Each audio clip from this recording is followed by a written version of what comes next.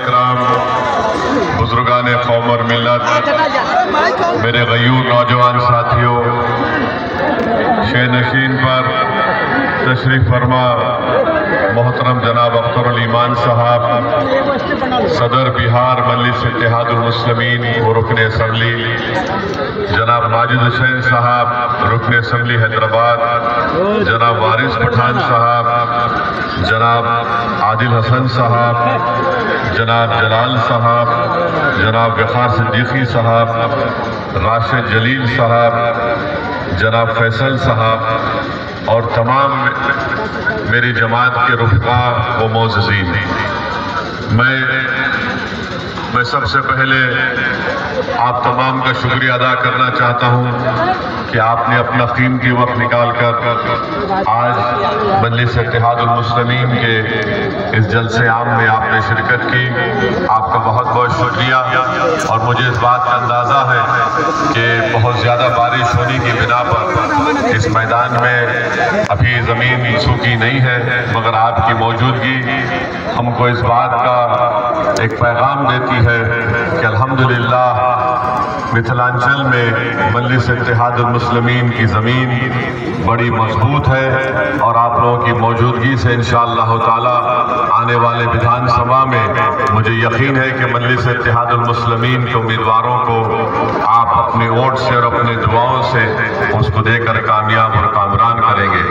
अभी आप मोहतरम अख्तर ईमान साहब से सुन रहे थे कि मुख्तलिफ समुदायों ने अपने अपनी एक सियासी क़ियादत को बना लिया है और बिहार हो हमारा पूरा मुल्क हो, अगर हम नज़र उठाकर देखेंगे तो पिछले 75 साल से जब से हमने इस मुल्क को आज़ाद करवाया, जब से हमने इस मुल्क के संविधान को कबूल किया और आज तक 18 लोकसभा के इलेक्शन हो गए, बिहार विधानसभा के कई असेंबली के इंतखाबात हो गए।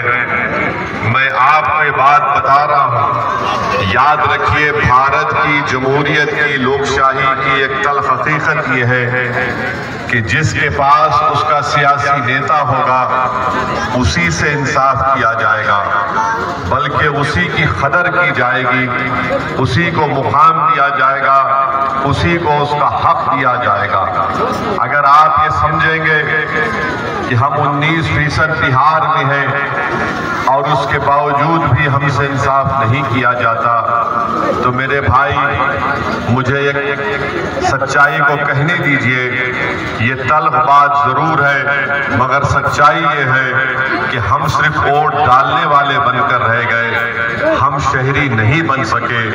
हम सिर्फ चुनाव के वक्त उठकर वोट डालते हैं, उसके बाद हम अपने गांव, अपने शहर, अपना जिला, उसकी तरक्की के बारे में, उसमें स्कूल कॉलेज को लाने के लिए जो सैलाब से जमीन कट जाती है उस एम्बैंकमेंट का काम करवाने के लिए, हमारे बच्चियों की तालीम को मुकम्मल करवाने के लिए हमारे पास कोई आवाज उठाने वाला नहीं है। और यही वजह है कि हम सिर्फ वोट डालने वाले बन गए। अगर आप शहरी बनेंगे, जब आप शहरी बनेंगे तो आपको अपने हुकूक पूरे आपको मिलेंगे, मगर अफसोस ये है कि हम सिर्फ कभी हमको कोई आकर एक सेकुलरिज्म की बात कर देता है, हम वोट दे देते हैं।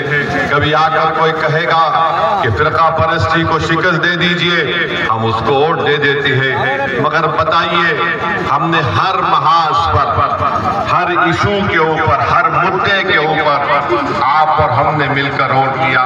बताइए हमने क्या हासिल किया? मेरे अजीज दोस्तों और बुजुर्गों, भारत की पार्लियामेंट में मुसलमानों की आबादी के लिहाज से कम हमारे 50 से 55 MP जीत कर आना चाहिए था, मगर आज भारत की पार्लियामेंट में कितने हैं? 22 या 23 रुकने पार्लियामान है। अगर आज भारत की पार्लियामेंट में 50 से ज्यादा मुस्लिम अराकीन पार्लियामान होते, अगर मजलिस इत्तेहादुल मुस्लिमीन का एक MP नहीं होता, बल्कि मेरे साथ अगर अख्तरुल ईमान और इम्तियाज जलील साहब होते, आप अपने दिलों पर हाथ रखकर मेरी इस बात को सोचिए कि क्या नरेंद्र मोदी ऐसा कानून बनाता जिससे वक्फ की जायदादों को हमसे छीन सकता था क्या?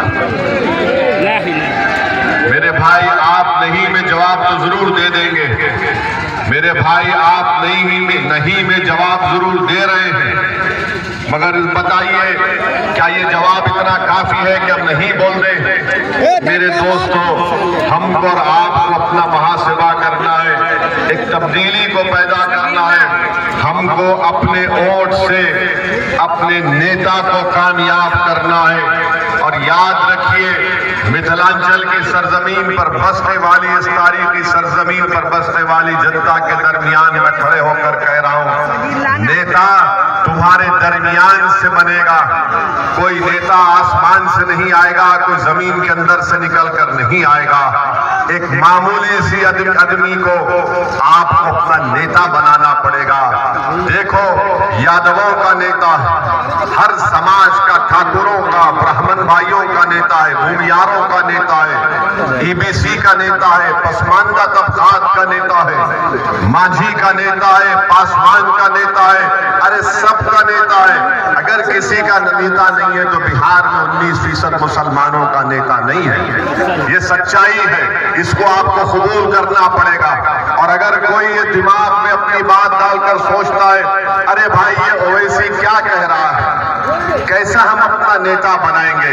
अरे जैसा उन्होंने बनाया वैसा आपको बनाना है। हम भी उन्हीं की तरह इंसान हैं, मगर हम में और उनमें फर्क ये है कि वो अपने नेता को बनाने के लिए, अपनी सियासी लीडरशिप को बनाने के लिए एक हो जाते हैं और एक होकर अपना वोट पूरा उस नेता की कामयाबी के लिए इस्तेमाल करते हैं। और हमारा मामला ये है कि जैसा मजलिस उम्मीदवार खड़ा करेगी तो हम हमारे ताल्लुक से बोलना शुरू कर देंगे, अरे ये हैदराबाद से आया है। हाँ, मैं हैदराबाद से आया हूँ, कोई चांद से नहीं आया हूँ। और जब आ गया हूँ तो कोई माइका लाल मुझे बिहार से नहीं बाहर भिजा सकता। और जहां पर अब आते हैं वहां पर अपनी जमात के परचम को लहरा कर जाएंगे इंशाअल्लाह। और अफसोस की बात की है कि इल्जाम लगाने वाले हमारे ही भाई हैं। एक साहब है राजद के, अल्पसंख्यक समाज के कोई नेता उनको बना दिया गया। वो बार बार इतनी मोहब्बत मुझसे करते, नहीं मालूम घर में किसी और से शायद उनको मोहब्बत नहीं मिल रही, हमसे मोहब्बत कर रहे हैं। और बोलते हैं कि वो हैदराबाद से आया है।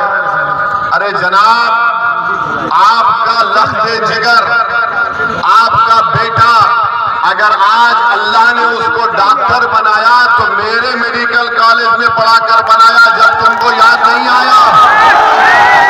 क्या बात है, तुम आज हमको बड़ी बड़ी गाली देते हो। अच्छा वो खुद क्या 2019 में उनका बेटा JDU से टिकट लड़कर नहीं इलेक्शन लड़ा था, मोदी का फोटो लगाकर? जब तुमको सेकुलरिज्म याद नहीं आया? अरे तुम अपनी औलाद के लिए सब कुछ कुर्बान कर दोगे।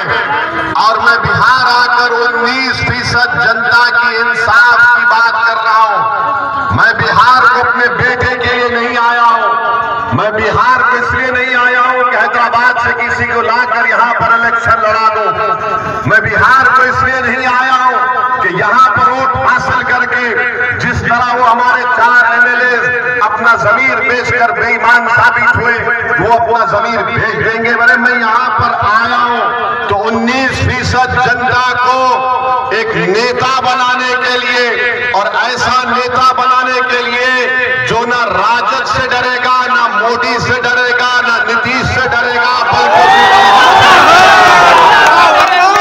और तुम्हारा मामला ये है कि जब हम नेता की बात करते, सियासी हमारा नेता तो खुला है। अरे तुम्हारा नेता तो लफ्ज मुसलमान बोलने को तैयार नहीं है। तुम्हारा नेता तो लफ्ज मुसलमान बोलने को तैयार नहीं है। ये कब तक ड्रामाबाजी चलेगी बताइए? ड्रामा कब तक चलेगा? मुसलमान इनको कब याद आता है?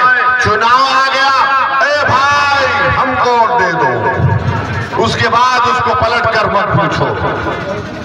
चुनाव खत्म हो गया, हम खत्म हो गए। चुनाव आया तो देखो जुल्म हो रहा है, आपको दबाया जा रहा है। अरे जब जुल्म हो रहा है, जब दबाया जा रहा है, तो उसका रोकथाम कैसा होगा? उसका सद्देबाब क्या होगा? उसका सद्देबाब यह है कि तुमको लीडर बनना पड़ेगा, तुमको कायद बनना पड़ेगा। मुकद्दर के फैसले तुम तय करोगे कि पटना में जालिम बैठकर तुम्हारे नौजवानों, तुम्हारे मुस्तकबिल का फैसला नहीं करेगा। हम सिर्फ यही उम्मीद पर बैठे थे 50-60 साल से, अरे नहीं अच्छे लोग हैं, ये हमारा साथ देंगे, ये हमारी मदद करेंगे। अरे बताओ हमारा क्या फायदा हुआ? हमने रिपोर्ट बनवाई बिहार के मुसलमानों के बारे में, 5 साल पहले हमने उसको रिलीज करवाया। उस रिपोर्ट को पढ़ने के बाद अगर तुम्हारे दिलों में सच्चाई है, जो हम पर उंगली उठाते हैं, हम पर तनकीद करते हैं, बताओ रिपोर्ट पढ़ो, तुमको आईना दिखेगा, तुम्हारी गलतियां नजर आएंगी कि आज तुमने क्या हाल करके रख दिया। तो मैं आज से अपील करने आया हूं कि हमको इस आने वाले विधानसभा में मुत्तहिदा तौर पर हमको अपने तमाम वोट का सही इस्तेमाल करना पड़ेगा।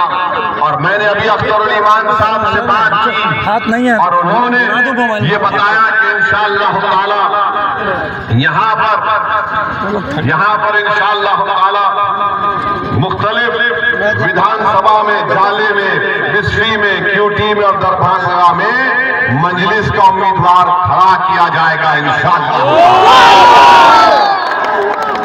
अब आप देखेंगे कि हमारे इस ऐलान के बाद इन तमाम लोगों में पेट में दर्द शुरू हो जाएगा। देखो हमारा बेटा खड़ा है, हमारा भाई खड़ा है। मैं किसी का बेटा नहीं हूं, मैं किसी का भाई नहीं हूं। क्या ये जनता जो यहाँ खड़ी हुई है, मेरा उनका खून का रिश्ता नहीं है, मगर जो बेटे ठहरो, जो बेटे और अपने भाई की बात कर रहे हैं, अरे मेरा इस जनता से रिश्ता बहुत खून के रिश्ते से बड़ा है। वो रिश्ते को अल्लाह ने अपने कलमे की बुनियाद पर जोड़ दिया। और तुम आकर बोलोगे ऐसा कर, अरे तुम 2019-20 में मोदी का फोटो लगाकर भीख मांग रहे थे वोट के लिए, और आज तुम सेकुलरिज्म की बात करते हो। कभी अपने गिरबान में झांक कर देखो। मैं आपको बताने आया हूं कि अख्तरुल ईमान साहब ने, अख्तरुल छोड़ दिए सर, छोड़ दीजिए, हमारा दीवाना है, छोड़ दीजिए, कुछ नहीं होगा। मैं आपको आराम से सर, मैं आपको बताने आया हूं कि हमारे पास बिहार के जिम्मेदार लोग आकर अख्तरुल ईमान साहब से कहा कि आप इनसे बातचीत क्यों नहीं करते, आप इनसे समझौता क्यों नहीं कर लेते। तो अख्तरुल ईमान साहब ने कहा, मुझसे पूछा क्या करना चाहिए। मैंने कहा वो कौम के जिम्मेदार लोग हैं, जब वो आपके पास आए तो उन्हीं को बोलिए कागज पर लिख दो और आप साइन करके भिजा दीजिए लालू जी को। अख्तरुल ईमान साहब ने एक खत लिख दिया लालू जी को और कहा कि हमसे मिलिए, हम आपके साथ मिलकर